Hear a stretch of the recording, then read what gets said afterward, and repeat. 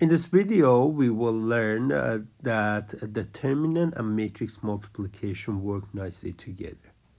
Well, let me just write down the result or the theorem, the proof. I won't give any piece of that because it's a little bit long proof and technical and you don't need to know. What the upshot is that if you have two square matrix that you can multiply them, you get a square matrix, and then you can find the determinant.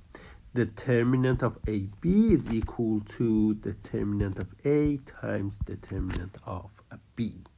Determinant of the multiplication is product of multiplication. So this is the main result of this video, and you have to know. There are two very interesting corollaries of this guy. Corollary 1, let me write it like that. Well, if you have a square matrix, we know that we can find a to the power n. Yes, and then you see that determinant of a to the power n is a times a n times. Yes, and well, as a result of that, you do apply this theorem n times, you will get determinant of a times determinant of a times up to determinant of a. How many times? N times. And this is a number multiplied to itself n times. The result is to the power n. So let me just write it here. Determinant of a to the power n is determinant of a, which is a number, to the power n.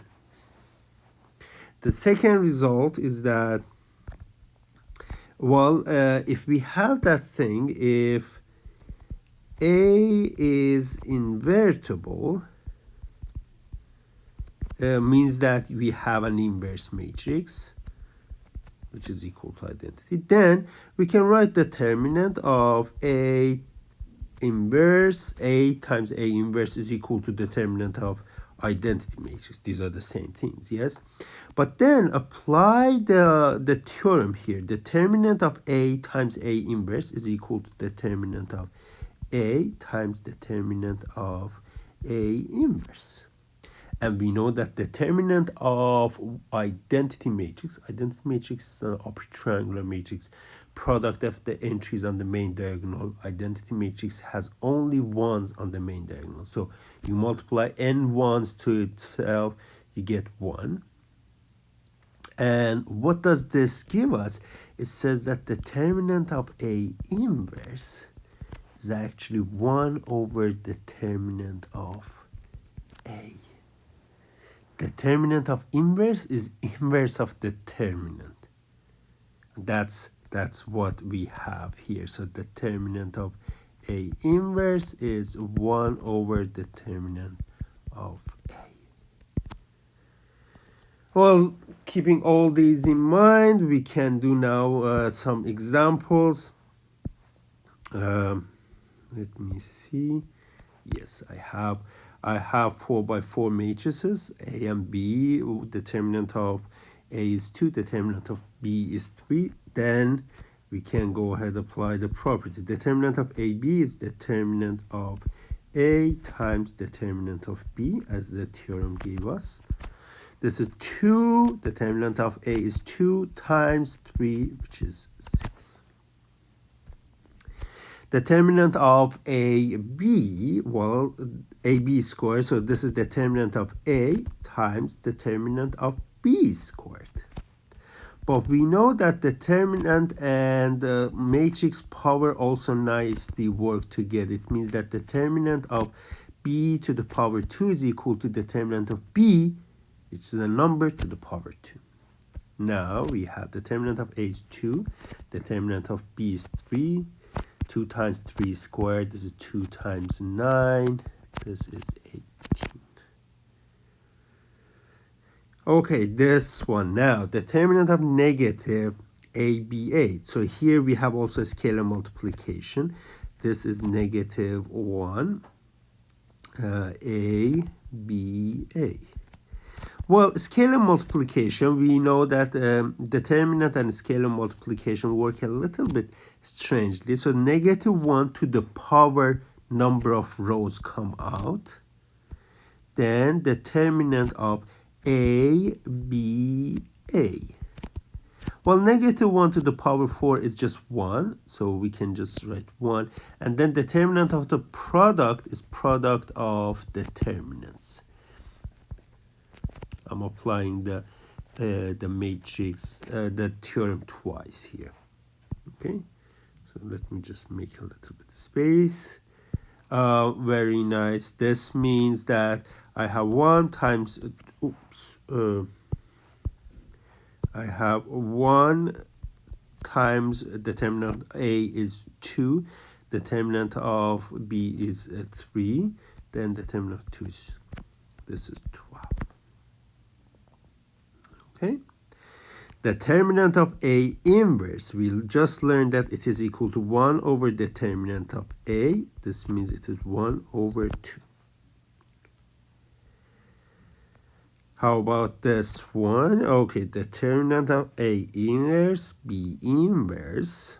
This is going to be equal to determinant of A inverse times determinant of B inverse.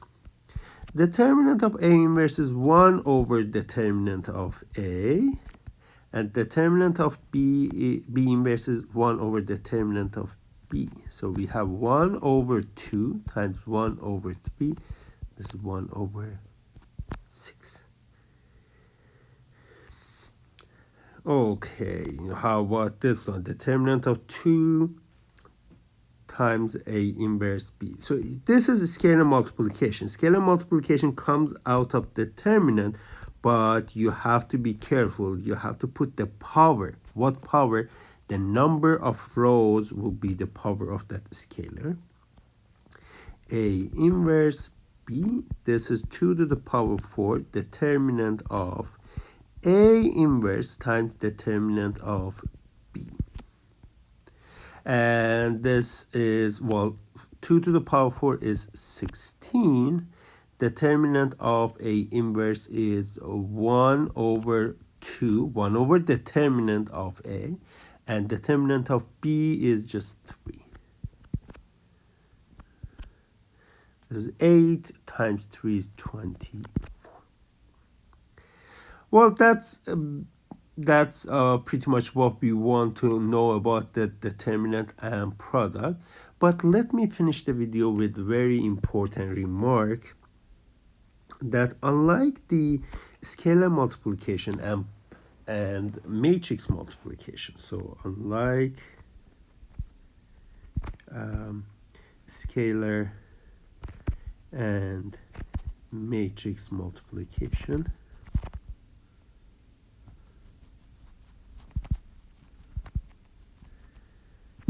we don't have, it's very important, we don't have a formula for the determinant of the other matrix operation, which is determinant of matrix addition or subtraction. Addition or subtraction. So determinant basically does not work nicely with addition and subtraction. For example, see, determinant of 1 to negative 1 3 plus determinant of negative 1 2 1 1. This guy is equal to, well, determinant of 1 plus negative 1 is 0, 2 plus 2 is 4, negative 1, this is 0, and this is 4. And if you multiply 0 times 4 minus 1 times 0, well, 4 times 0, this is 0. However, if you find the determinant of 1, 2, negative 1, 3, you notice that this guy is 1 times 3 minus negative 1 times 2, which gives us 5. And determinant of negative 1, 2, 1, 1, this is negative 1 times 1 minus 2 times 1, which is negative 3. If we add these guys, it's not definitely equal to determinant of addition. So let me just do this. This guy is equal to 5 plus negative 3, which is 2. And obviously you see that these two guys are not giving you the same result.